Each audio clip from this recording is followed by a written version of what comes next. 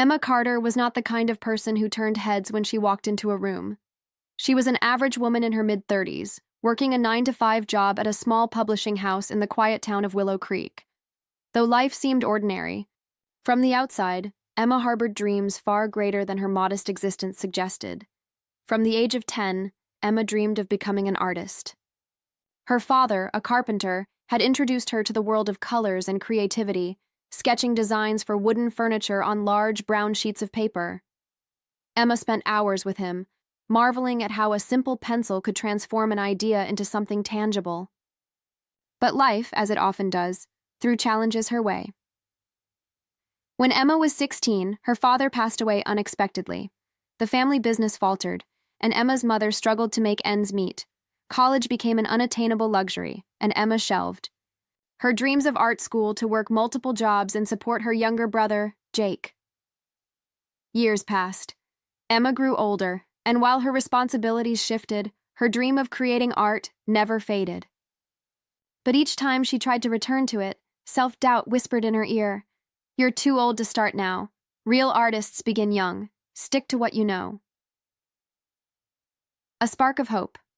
One rainy evening, after a particularly stressful day at work, Emma stopped by a local coffee shop to unwind. She carried a small sketchbook in her bag, a relic of her past that she rarely used. The sound of rain tapping against the windows seemed to stir something within her. Tentatively, she pulled out the sketchbook and began to draw. At first, her lines were hesitant, her hand unsure. But as the minutes passed, the old rhythm returned. Shapes took form, and soon she was lost in her work, oblivious to the bustle around her. "That's incredible," a voice interrupted, pulling Emma out of her trance. She looked up to see a man in his 50s, his face weathered but kind. He gestured to her sketchbook. "You've got real talent." Emma blushed. "Oh, it's nothing, just a hobby." The man shook his head. "Hobbies don't look like that. I'm Ben, by the way. I run the Willow Creek Art Society. You should come by sometime." Emma hesitated. Joining an art group felt intimidating, especially after so many years of pushing her passion aside. But Ben's encouragement lingered in her mind long after he left. Taking the first step, a week later, Emma gathered her courage and attended a meeting of the Willow Creek Art Society. The group consisted of people from all walks of life, students, retirees, and professionals, each united by their love for art. Emma felt out of place at first, but the members welcomed her warmly. When it was her turn to introduce herself, Emma's voice wavered. "I'm not a real artist," she said. "I just dabble." Ben, who was leading the meeting, smiled. "Every artist started by dabbling. You're in the right place." The Society's weekly gatherings became a source of solace for Emma. Surrounded by supportive peers, she began to experiment with different mediums and styles. Her confidence grew, and for the first time in years, she felt alive. Overcoming challenges, as Emma's skills improved, so did her ambition.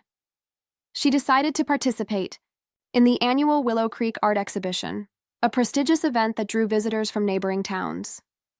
The prospect terrified her, but she knew it was an opportunity she couldn't pass up. Emma spent months preparing her piece, a large canvas depicting a scene from her childhood, her father sketching designs while she watched with wide-eyed wonder. The process was both cathartic and challenging, forcing Emma to confront memories she had buried long ago. As the exhibition approached, doubts crept in. "What if no one likes it?" she thought. "What if I embarrass myself?" On the morning of the event, Emma stood before her painting, her heart pounding. The room buzzed with activity as visitors admired the artwork on display. Emma's piece was tucked in a corner, modest compared to the grander works around it. To her surprise, people began to gather around her painting. Some admired the intricate details, while others remarked on the emotion it conveyed. A young girl approached Emma and said, "This reminds me of my dad. He's a carpenter, too." Emma's eyes filled with tears. In that moment, she realized that her art had the power to connect with others, a realization that rekindled her determination. The ripple effect Emma's painting earned an honorable mention at the exhibition, a recognition that bolstered her confidence. More importantly, it opened doors. A gallery owner approached her, offering to display her work in a group show. With each step forward, Emma's life began to transform. She juggled her day job with her blossoming art career, pouring every spare moment into her craft. Her work resonated with people, not because it was perfect, but because it was honest.